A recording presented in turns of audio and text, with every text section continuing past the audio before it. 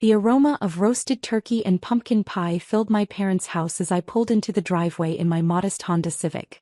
I deliberately chose this car despite being able to afford much more. 5 years of keeping my success hidden was about to end, not by choice, but because of my father's newest business disaster. I adjusted my simple sweater and grabbed the apple pie I'd bought from the local bakery. To my family, I was still Emma, the disappointment, who left the family business to start her own company. The daughter who abandoned them to pursue her silly tech dreams. "Oh, you finally made it," Mom said as she opened the door, her voice carrying that familiar tone of disapproval. "And store-bought pie again?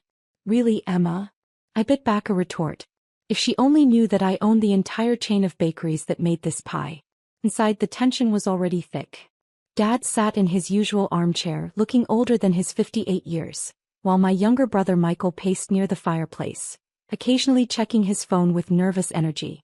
"Emma," Dad nodded curtly, not bothering to get up. "Nice of you to join us." "Happy Thanksgiving, Dad," I replied, setting the pie on the counter. Something was off. The usual holiday bustle was missing, replaced by an uncomfortable silence. Mom wrung her hands on her apron. Let's eat first. Everything's ready." We gathered around the dining table, the same one where Dad had told me 5 years ago that I was making the biggest mistake of my life by leaving the family's struggling manufacturing business. "You'll come crawling back," he'd said. "Nobody makes it in tech without connections." The irony wasn't lost on me. Halfway through the awkward dinner, Dad cleared his throat. "Emma, we need to discuss something important." "Here it comes," I thought. "The business. We're in trouble," he admitted, his voice rough. "We need $2 million by the end of the month or we'll lose everything. The house, the factory, everything." Mom dabbed at her eyes with a napkin. Michael stared at his plate. "I'm sorry to hear that," I said carefully, taking a sip of water. "Well," Dad demanded, "aren't you going to help?" I set down my glass. "How exactly am I supposed to help? I'm just a silly tech entrepreneur, remember?" That's when Michael exploded. "Cut the act, Emma. We know about the money." My heart stopped for a moment. "What money?" Mom pulled out a business magazine from beside her chair and slapped it on the table. There I was on page 32, rising tech star, Emma Carter's secure share platform valued at $100 million. $12 million, Dad said, his voice rising. "You have $12 million in your account from selling shares and you didn't tell us? Your own family." I looked at the magazine, then at their expectant faces. "You've been investigating me?" "Michael's friend works in finance," Mom said. "He found out about your company's latest valuation. How could you keep this from us?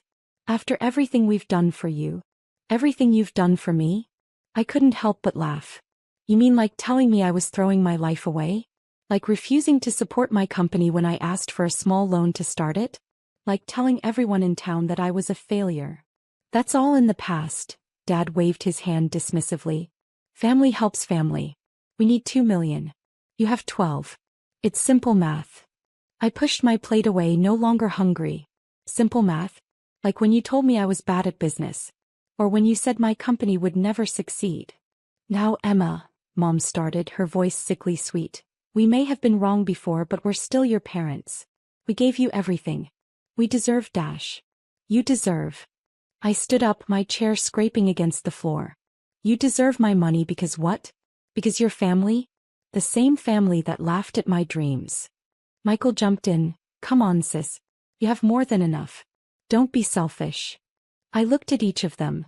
The father who had dismissed me, the mother who had belittled me, and the brother who had mocked me. Now they wanted my help? Now I was worthy of being family? "I'll think about it," I said finally, grabbing my coat. "Where are you going?" Dad demanded. "We're not finished here." I turned at the door, a small smile playing on my lips. "Oh, we're not finished at all. In fact, we're just getting started. Enjoy your Thanksgiving.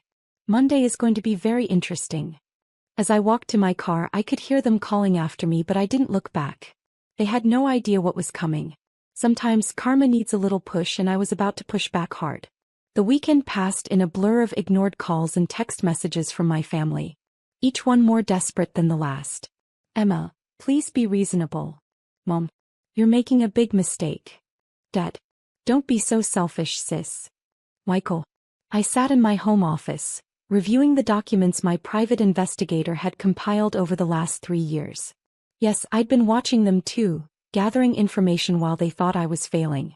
The file on my desk told an interesting story about my father's struggling business. Monday morning arrived crisp and clear.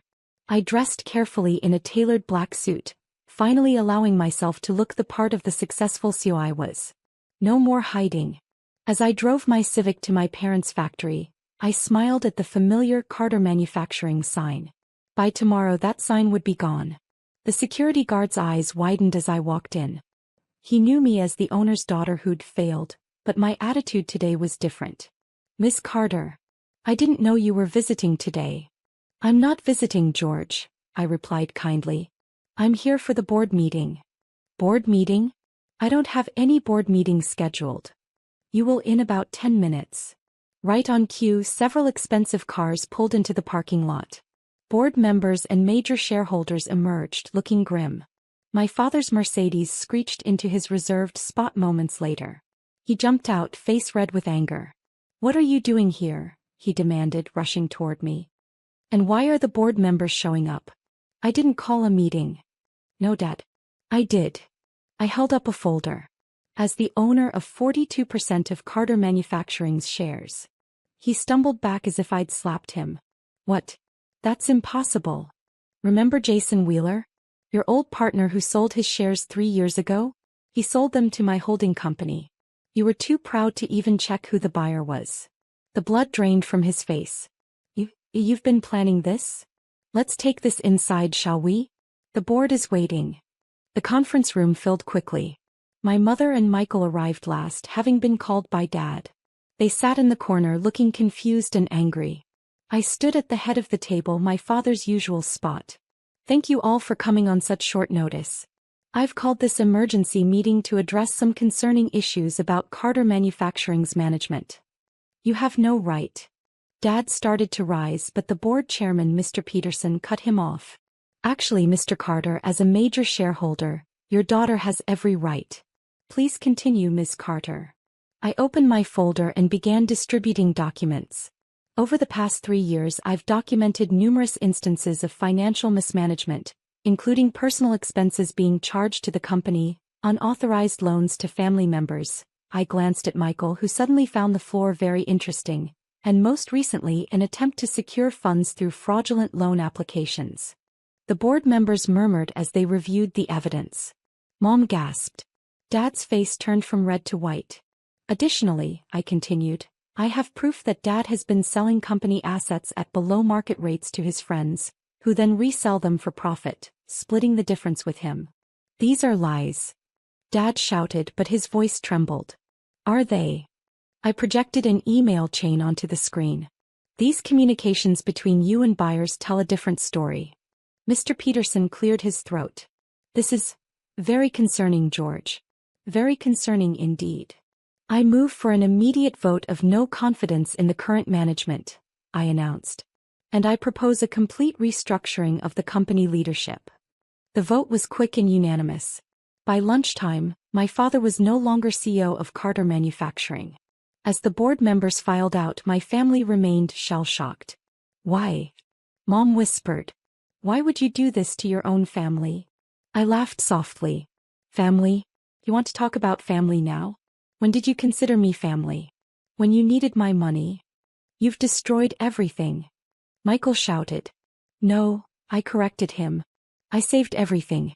This company was 3 months from bankruptcy because of Dad's mismanagement. I'm keeping everyone's jobs, restructuring the debt, and modernizing the operations. I turned to my father. The only thing I'm destroying is your fantasy that you could keep stealing from this company while claiming I was the failure. Dad slumped in his chair, defeated. What happens now? I gathered my documents, straightening them carefully. Now you get to watch how a silly tech entrepreneur runs a real business. And about that $2 million you needed. I smiled. Consider this my investment in the family legacy. As I walked out, leaving them sitting in the conference room, I heard my mother start to cry.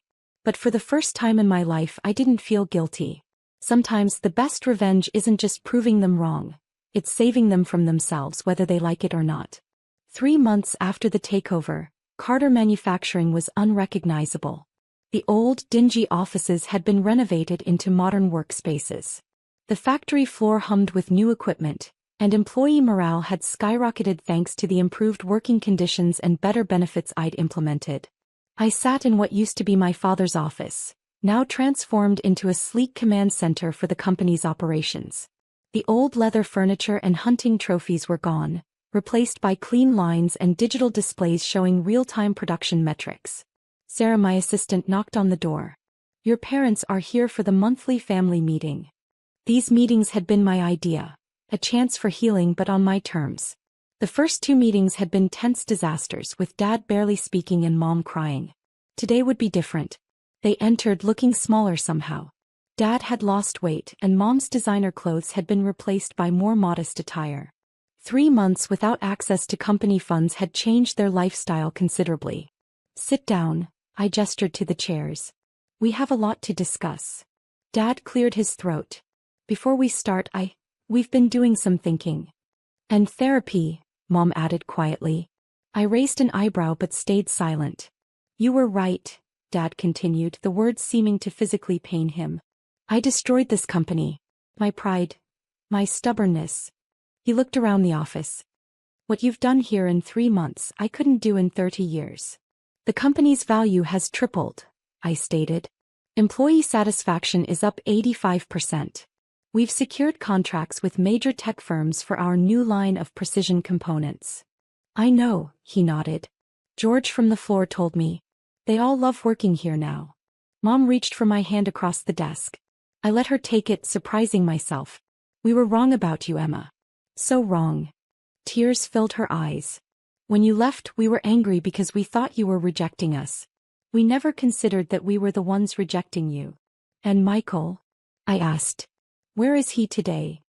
"He's at Anderson Manufacturing," Dad said. "Entry level. No favors, no company money.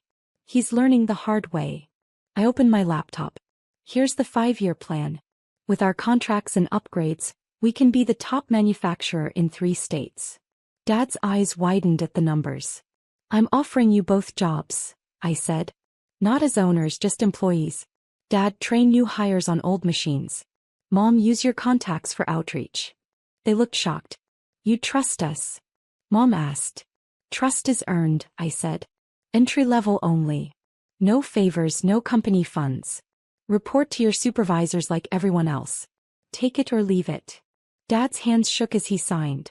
"When do we start?" "Monday." "Him. Don't be late." At the door, Dad paused. "That Thanksgiving, you already owned half the company, didn't you?" I smiled. "Enough to know you were in trouble. The $12 million you wanted, I invested it here. Saved the business and hundreds of jobs." "I'm sorry," he said. "Prove it," I replied. After they left, I walked the factory floor. Workers nodded as I passed. I stopped at a photo of the 1985 team with my grandfather. Under was a plaque. "The future is built on the foundation of the past. But only those who adapt will survive." My phone buzzed. Michael texted, "Made it through my first week. Thanks for the wake-up call, sis."